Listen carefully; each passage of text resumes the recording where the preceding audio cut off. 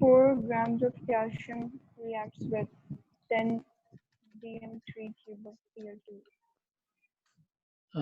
Chlorine Cl2 से जी जी 10 dm cube. All right. And how much product? 1.8 ग्राम. इसकी percentage yield बतानी थी. हाँ जी. Alright, so इस क्वेश्चन में क्या था आंसर बताओ. 45%. अच्छा, चलिए हम चेक करते हैं इसको. So calcium reacts with chlorine to make calcium chloride. Balanced equation है. कैल्शियम का जो एटॉमिक मास है वो 40 है और इधर मैंने आपको 4 ग्राम दिया है. तो either you work out your limiting reactant first and then use that to find the percentage yield. तो मैं limiting reactant की जो working है उसके लिए I'll take the ratio between calcium's mass to chlorine. अब आप देखो जो चीज मैंने आपको पढ़ाई है अगर आप उसको अप्लाई करो तो I can take the ratio of mass of one thing to the volume of the other easily. कोई इशू नहीं है. इसका मैं मास ले लूंगा क्योंकि क्वेश्चन में मास गिवन है और क्लोरीन का I take volume because chlorine का क्वेश्चन में वॉल्यूम गिवन है. But this ratio that I take would actually come from the balanced equation already. 1 mole calcium reacts with 1 mole chlorine gas. तो 1 mole calcium का मास क्या हो जाएगा 40 जो उसका ए आ रहा है पीरियोडिक टेबल से. तो I could say 40 grams of calcium react with 24 dm cube of chlorine gas क्योंकि 1 mole chlorine gas is 24 dm cube. अब आप देखो क्वेश्चन में कितना कैल्शियम गिवन है 4. तो 4 ग्राम of calcium should react with x the volume of chlorine. तो अगर आप इसको क्रॉस मल्टीप्लाई कर लें तो x would be 4 times 24 upon 40. तो इसका कोई आंसर मुझे इसका बता सकता है अगर 24 times 4 how much 2.4 dm cube. Now see 2.4 dm cube of chlorine is needed and how much is given 10. Chlorine मुझे कितनी चाहिए 2.4 but given 10 है. that means chlorine is excess, calcium is limiting reactant. ठीक है ना. इससे हमें पता चल जाता है कि कैल्शियम इज लिमिटिंग रिएक्टेंट. अब जब कैल्शियम लिमिटिंग रिएक्टेंट है तो by using calcium I will find out how much calcium chloride should have been formed. अब उसके लिए आप कैल्शियम और कैल्शियम क्लोराइड की रेशियो ले लोगे और again I can go mass to mass ratio calcium chloride.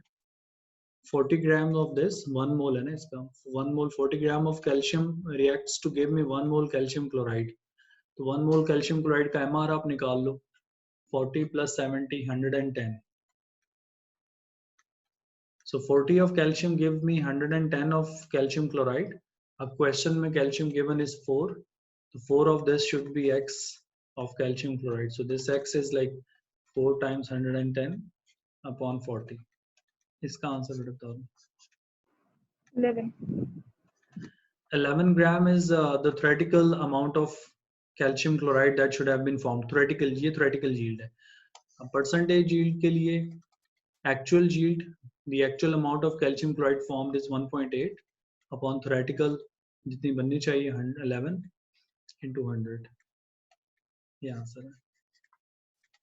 तो 45% तो नहीं आता, वो थोड़ा आएगा. सर वो मैं भूल ही गया था कि क्लोरीन गैस होती है. माशाल्लाह. क्लोरीन ओ लेवल में भी गैस है तो ए लेवल में भी गैस है.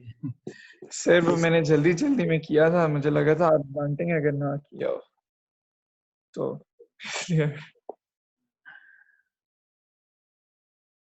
जी बेटा इसका बताएं क्या आई परसेंटेज.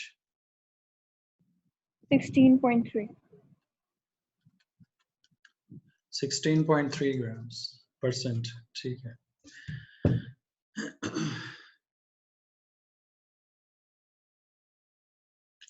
चलें अब इसको करते हैं आगे कंटिन्यू. थोड़ा कोई और क्वेश्चन पूछना है पूछ लें. मैं जरा सर ये भी एमसीक्यूज में आ सकता है. ये क्वेश्चन थोड़ा एमसीक्यूज के लिए बड़ा है तो I won't say yes but Cambridge वाले जो है ना उनसे कोई आप कभी एक्सपेक्ट कर सकते हो.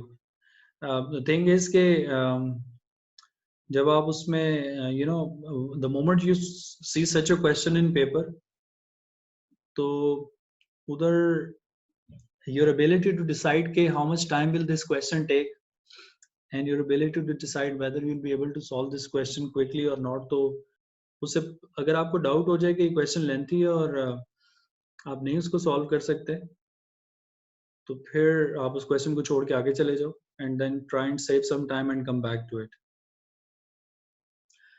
एक सेकंड जरा मैं मैम समरा को बता दूं. अच्छा, you are an admin now. I am an admin suddenly. एक सेकंड बेटा, ये मैं जरा इनको लिंक डाल दूं बच्चों को, ये ना हो कोई क्लास मिस कर दे तो मसला बने.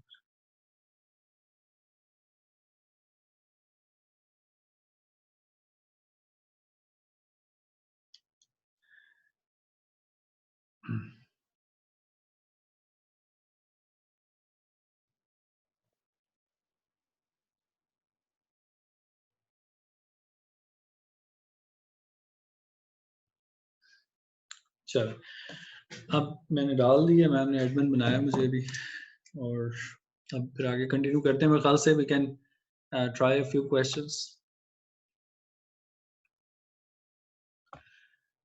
नेक्स्ट कॉन्सेप्ट से.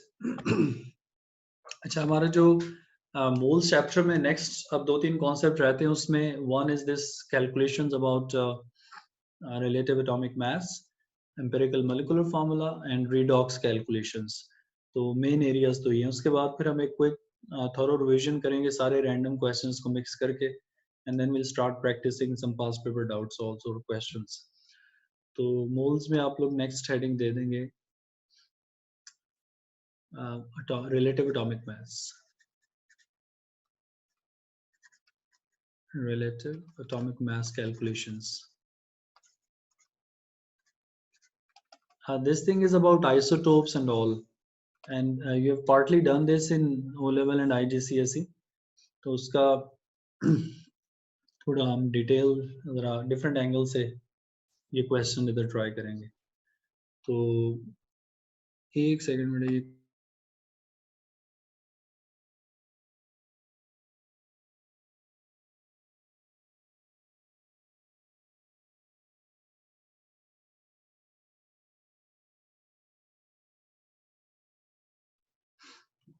जी. अच्छा, relative atomic mass और AR calculations basically are based on a formula that is, आपको पता है जो डिफरेंट एलिमेंट्स के आइसोटोप्स होते हैं उनका मास और परसेंटेज नेचर में डिफरेंट होती है. सो आइसोटोप्स वगैरह की डेफिनेशन तो मैं इधर नहीं लिख रहा, I am just trying to go to the calculation directly. So relative atomic mass is actually mass of first isotope of the element into its percentage in nature plus mass of second isotope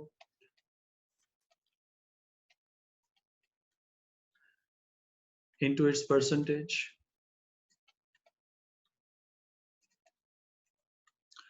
divided by 100. ठीक है, ये formula हम उसमें use करते हैं relative atomic मास calculations में. अब आपको क्वेश्चन में जो डेटा गिवन होगा उसके बेसिस पे आप सिंपली फार्मूला लगा के कैलकुलेशंस कर सकते हैं. I will just start with first example, one that you people have done in O level 2. Like chlorine has two isotopes, chlorine 35 and chlorine 37. So chlorine 35 की percentage is like 68% in nature, और ये वाला जो है ये 32% है nature में. अगर आप इसका relative atomic mass निकालते हैं तो आप ये वाला फॉर्मूला यूज कर सकते हो. Mass of first isotope, that's like 35 into its percentage, that's 68%, plus mass of second isotope 32 into its 37 चलें, percentage into mass divided by 100. तो इसको अगर आप सॉल्व करोगे तो I guess it would come around 35 point something. अगर कोई calculate कर ले तो मैं एग्जैक्टली नंबर लिख देता हूँ, ये आंसर आ जाएगा इसका.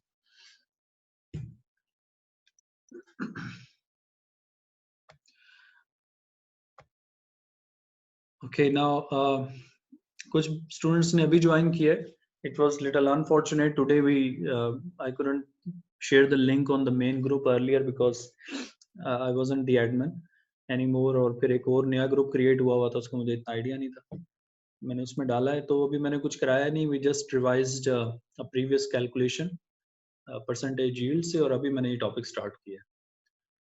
तो will create our own chemistry group today, उसमें मैं लिंक डालूंगा, बस आप उसको देखें और फिर क्लास में आ जाएं। अच्छा बेटा, इसका आंसर किसी ने निकाला है तो बताएं। 35 पॉइंट आई गेस 6 आता है समथिंग। चलो मैं ये लिख देता हूँ। So this was one basic calculation that you get from this relative atomic mass concept, mass of first isotope. अगर एक एलिमेंट के यू हैड 3 आइसोटोप्स, तो you continue with the formula that's plus mass of third isotope into its percentage upon 100। आप उसको आगे continue कर लें। तो इसमें एक क्वेश्चन 35.6 आंसर। Ji please. 35.6 35.6। तो डिफरेंट एलिमेंट्स के जो एटॉमिक मैसेज निकालते हैं साइंटिस्ट, वो बेसिकली इसी तरह से निकालते हैं कि जो उनके नेचर में आइसोटोप्स होते हैं, उनकी परसेंटेज और उनके मास को in this formula we equate it and percentage average निकालते हैं। अब the isotope which is more in percentage, like this chlorine 35 is more in percentage, तो नेचुरली रिलेटिव एटॉमिक मास में उसी का मास एक्सप्रेस होता है 35 ये वाला जैसे। और जिस आइसोटोप का मास कम होता है नेचर में, नेचुरली परसेंटेज कम है, वो मास में उसकी एक्सप्रेशन भी कम है। सो relative atomic mass is basically percentage expression of mass of different isotopes of element. अब इसमें ए लेवल में जब कुछ क्वेश्चंस आते हैं, they are like slightly in a different way and angle, तो वो मैं आपको बताता हूँ इससे आगे नेक्स्ट। जहाँ क्वेश्चन होगा आप अभी पूछ लेंगे साथ।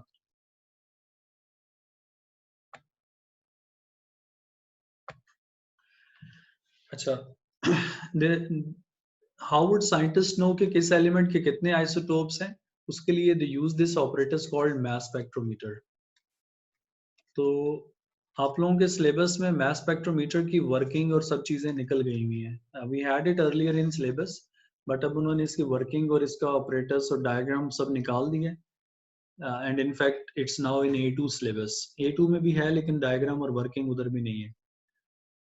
But what do we have in the syllabus in AS of mass spectrometer is that you should know that it is the operators that is used to find out the isotopes of an element. तो इस point को मैं लिख देता हूँ. It is used to find the percentage, the number and percentage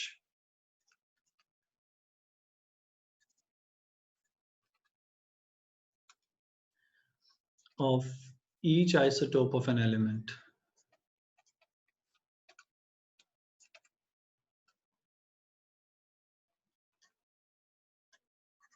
ठीक है, like आप जो साइंटिस्ट जिस ऑपरेटर्स को यूज करते हैं to find out the isotopes of an element, उसका नाम है मास स्पेक्ट्रोमीटर। अब इससे ज्यादा इसकी कोई डिटेल्स नहीं है सिलेबस में। इनफैक्ट व्हाट हैपेंस इज कि जब आप ये ऑपरेटर्स यूज करते हैं तो आप उस एलिमेंट को डाल के उस ऑपरेटर्स में रन करते हैं and it gives you a graph at the end. तो उस ग्राफ से क्वेश्चंस आते हैं बेसिकली पेपर में, तो मैं आपको उसका थोड़ा आइडिया देता हूँ। तो इसके साथ ही आप ये चीज ऐड कर लें, ये तो इसका यूज हो गया। और एक आप ऐड कर लेंगे कि this mass spectrometer plots a graph which helps to find the percentage of elements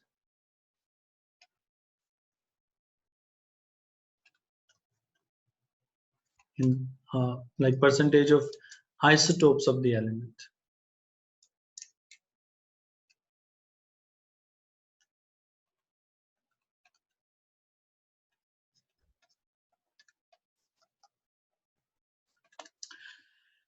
अब उसकी एग्जांपल के लिए let's try make it example two, let's suppose there is this element T, और उस एलिमेंट T का साइंटिस्ट चाह रहे थे कि फाइंड आउट करें कि इसके कितने आइसोटोप्स हैं नेचर में। So they put this into the mass spectrometer and run it. उसके बाद क्या हुआ कि we had this graph for that element. तो उस ग्राफ पे y एक्सिस पे इट वुड बी परसेंटेज और लिखा होगा अबंडेंस, लिखा होगा परसेंटेज, लिखा होगा या रिलेटिव अबंडेंस लिखा होगा। x एक्सिस पे इट वुड बी मास। तो लेट्स सपोज कि अगर मेरे पास इस तरह से उसकी पीक्स आती हैं ग्राफ पे,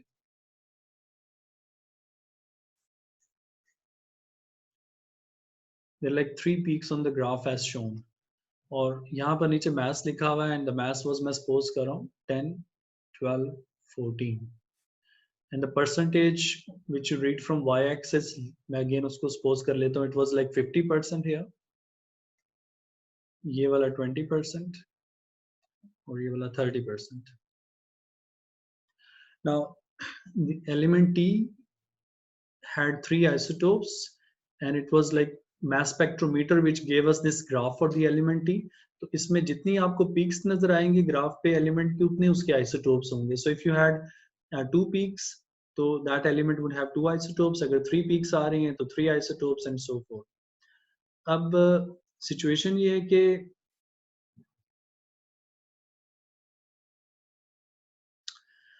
इस ग्राफ की बेसिस पे अगर मैं इसका रिलेटिव एटॉमिक मास कैलकुलेट करता हूं तो I will just simply use the formula which I wrote previously. So relative atomic mass of T,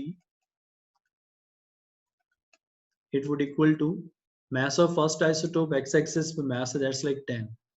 तो 10 into its percentage मैंने तो इधर लिख दी, अदरवाइज आप y axis से रीड कर लोगे इसको, 30 plus mass of second isotope 12 into its percentage which is 20 plus mass of third isotope 14 into its percentage 50. All this divide by 100. ठीक है, तो आप इसको डिवाइड करेंगे 100 से, मल्टीप्लाई करके ऐड करके सारा, वो जो आंसर आएगा वो इस एलिमेंट T का रिलेटिव एटॉमिक मास होगा. तो अगर कोई कर ले कैलकुलेट इसको, जरा आंसर आ जाएगा.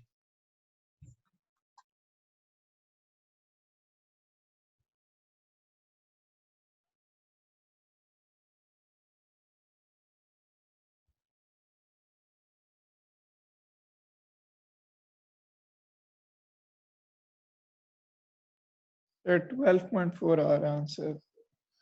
12.4. Okay.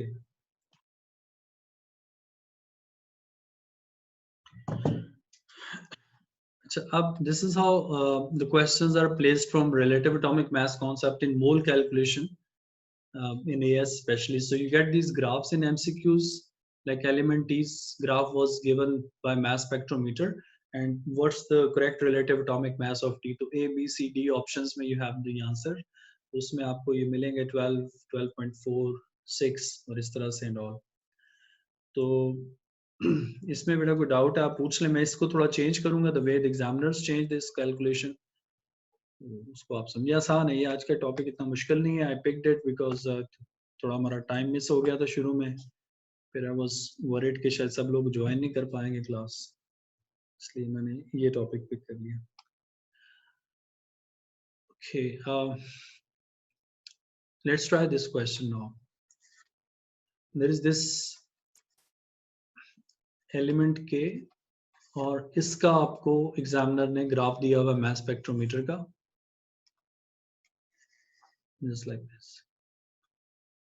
और इसमें you had these 2 peaks.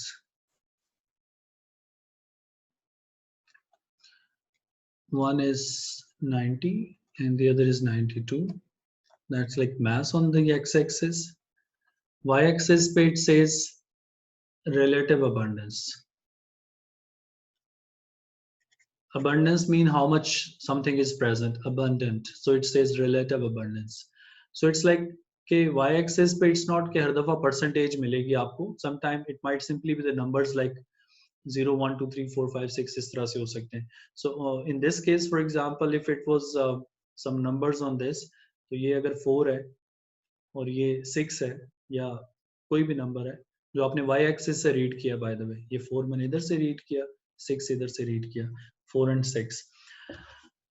तो अब इस केस में what you have to do, because the percentage is not given, तो आपका जो फॉर्मूला है वो चेंज नहीं होगा, but instead of percentage you will go with these numbers. तो मैं जब इसकी कैलकुलेशन करूंगा तो relative atomic mass of this K will actually depend on the mass of first isotope of this K, that is 90. ठीक है ना, अब K के 2 isotopes हैं, ऐसी 2 peaks, it means it has 2 isotopes only. So 90 into its relative abundance which is 4, जो मैंने y-axis से रीड किया, plus mass of second isotope 92 into its relative abundance which is like 6. अब इस केस में ये I'll not relative divide it abundance. by 100. I'll divide it by the sum of the heights of the peaks. ठीक है, ये जो peaks की height का sum बनेगा ना, इससे आपने अब divide करना है इसको. In this case it's like 10. वही बात क्या कह रहे हैं? So ये excess होती है relative abundance. Abundance excess की sense में नहीं है. Abundance means के how much isotope 90 is present in nature.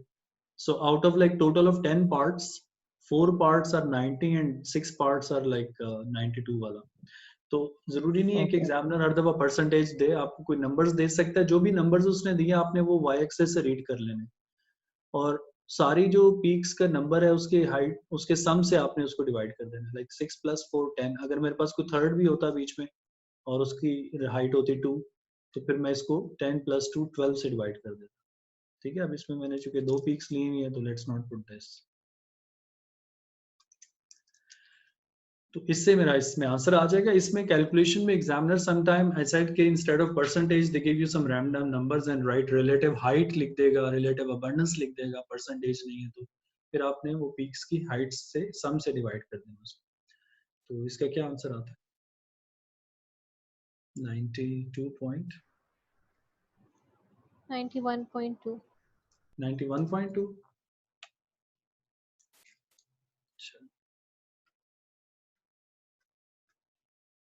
सो ये इसका आंसर होगा. ये एमसीक्यूज लेवल क्वेश्चन है, इसमें टिपिकली यही वाला कॉन्सेप्ट आता है ज्यादा. अब इधर कोई क्वेश्चन है तो आप पूछ लें, फिर मैं आपको एक और क्वेश्चन कराता हूँ, which is like structured kind of question. Structured paper में आता है, उससे थोड़ा सा लेंथी होता है वो, but then there is nothing left in that question. Then अगर आप वो भी समझ जाते हैं तो फिर ये इट्स मोर और लेस द सेम थिंग. सारी यही चीज है.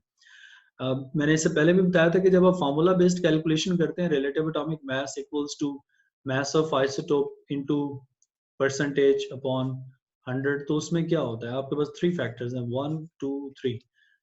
परसेंटेज को लगा लो तो 4.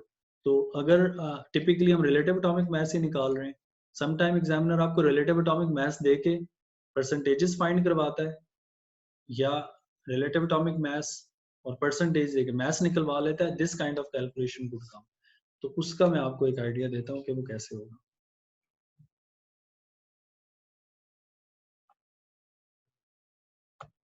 इस क्वेश्चन को अगर आप लोग खुद ही ट्राई करें बल्कि अच्छी बात होगी. Like fourth example, boron has 2 isotopes, boron 10 and boron 11 are the isotopes of boron.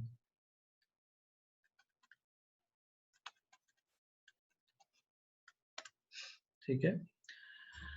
अच्छा, अब इसमें एग्जामिनर ने आपको बताया हुआ है कि relative atomic mass of boron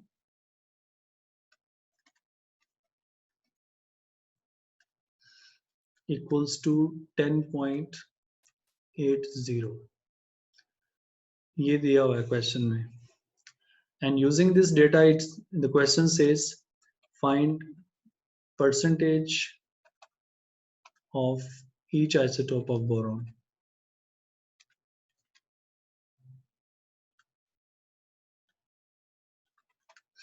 ठीक है, बोरॉन के जो दोनों आइसोटोप्स हैं उनकी परसेंटेज वो आपसे कह रहा है फाइंड करो.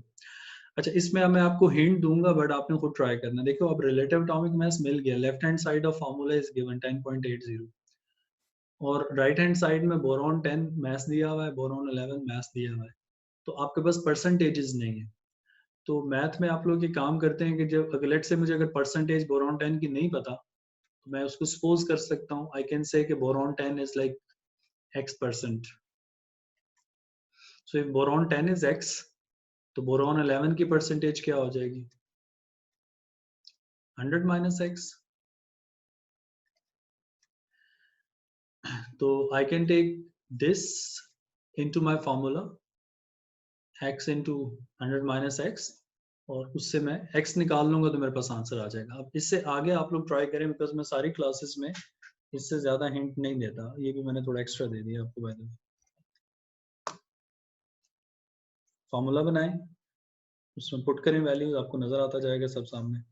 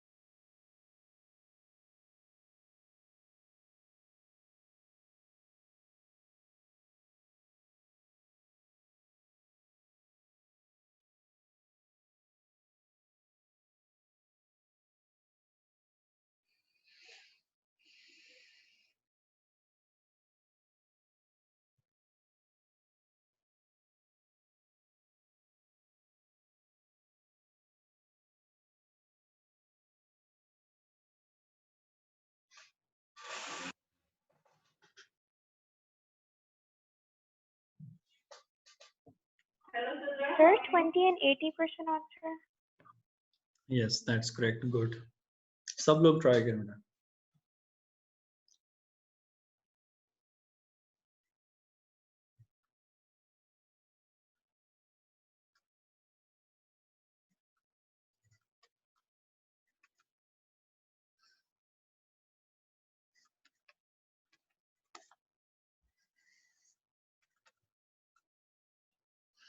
This is the expression from which you have to find x.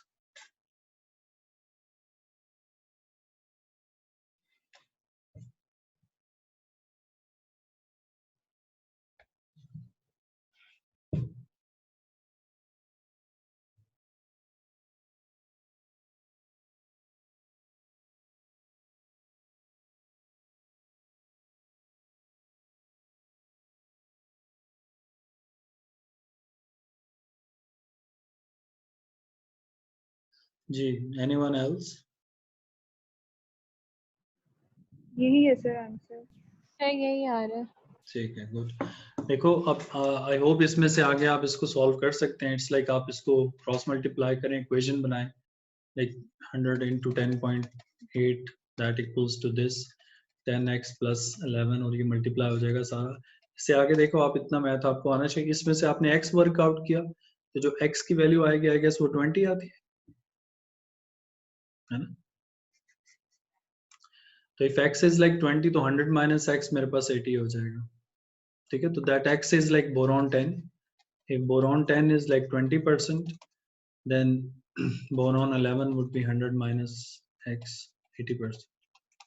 Now this question which I've told you just now is like 4 marks question in paper 4, paper 2 structured जो हमारा पेपर है. तो उसमें सारी चीज ये है कि आप इसको सपोज करें और बाकी आगे कैलकुलेशन कर लें. You won't be getting an isotope with element with 3 isotopes. ये इसमें जितने भी क्वेश्चन हैं उनमें 2 ही के साथ आप सॉल्व करते हैं, 3 के साथ तो फिर सिंपल केमिस्ट्री मैथ के साथ ही सॉल्व नहीं होगा.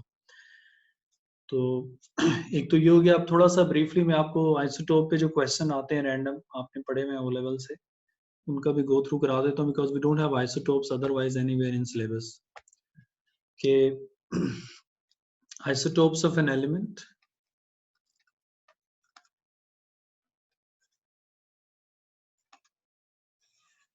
have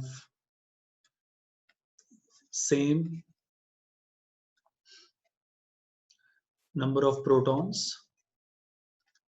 electrons, chemical properties. ठीक है, एक एलिमेंट जो है उसके आइसोटोप्स की ये चीजें सेम होती हैं but they have different number of neutrons and physical properties.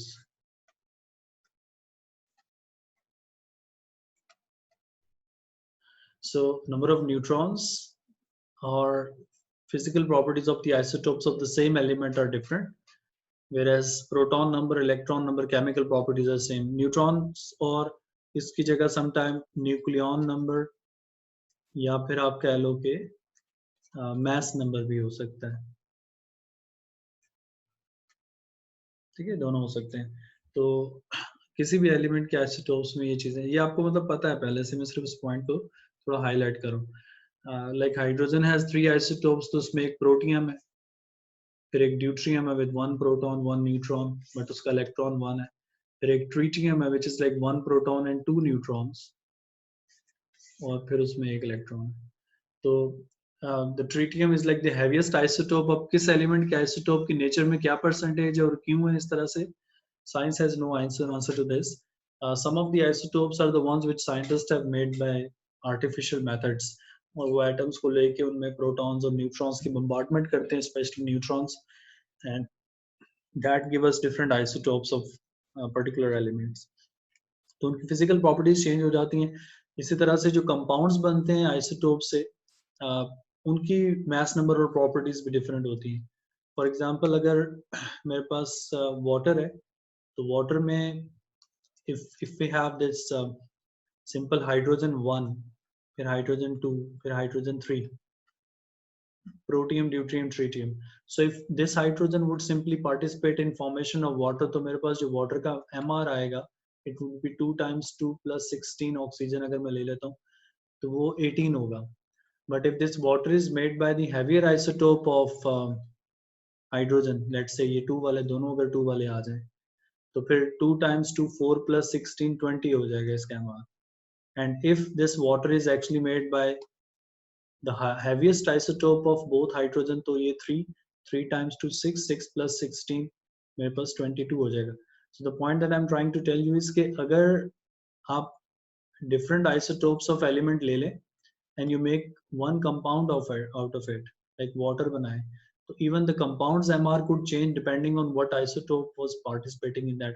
अब इसी तरह से इसमें अगर मैं ऑक्सीजन को भी ले आऊँ, तो ऑक्सीजन के आइसोटोप्स आर लाइक 16 एंड एक 18 होता है. तो यू कुड सी के कितने कॉम्बिनेशन बन सकते हैं. Oxygen 16 goes with all 3 first, फिर ऑक्सीजन 18 गोज विद ऑल 3. तो टोटल मेरे पास कोई ये 6 कॉम्बिनेशंस बन जाएंगे वाटर के. अगर उनके एमआर मैच कर जाएं तो उसको आप फिर सेपरेट काउंट नहीं करो. इनमें जो ये वाला वाटर है ये हैवीएस्ट है. ये तो बहुत ही रेयर है. It's not like normally possible to form this. But ये जो हैवियर आइसोटोप है ये वाला, ये वाटर प्रेजेंट है, इसको बोलते हैं हैवी वाटर. और ये हैवी वाटर न्यूक्लियर रिएक्शंस में साइंटिस्ट यूज करते हैं क्योंकि इसका बॉइलिंग पॉइंट हाई होता है 100 से, तो वो न्यूक्लियर रेडिएशन को एब्जॉर्ब करने में हेल्प करता है बेसिकली हैवी वाटर. तो that's all for the day. आज सबसे प्रायोरिटी पे जो काम करना है मुहेब आप भी करें. If you guys could send your numbers to Muheb और मुझे भेज दें जैसे भी है. तो मुहेब के पास मेजॉरिटी के होंगे नंबर ऑलरेडी. आपने ग्रुप बना लेना केमिस्ट्री का. उसमें आपने किसी और को ऐड नहीं करना. Students and only me, parents and other admin staff is not supposed to be there in it. और उसमें आपने एडमिन मुझे भी बना देना और आपको भी एडमिन रह जाए. Okay sir. ठीक हो गया. उस ग्रुप पे मैं वर्कशीट्स पोस्ट करूंगा. कोई मैसेज है कोई और है और क्लास लिंक भी मैं उधर ही डाला ताकि ये प्रॉब्लम सही है. नहीं हो. ठीक हो गया. चलो that's all. Allah Hafiz. Allah.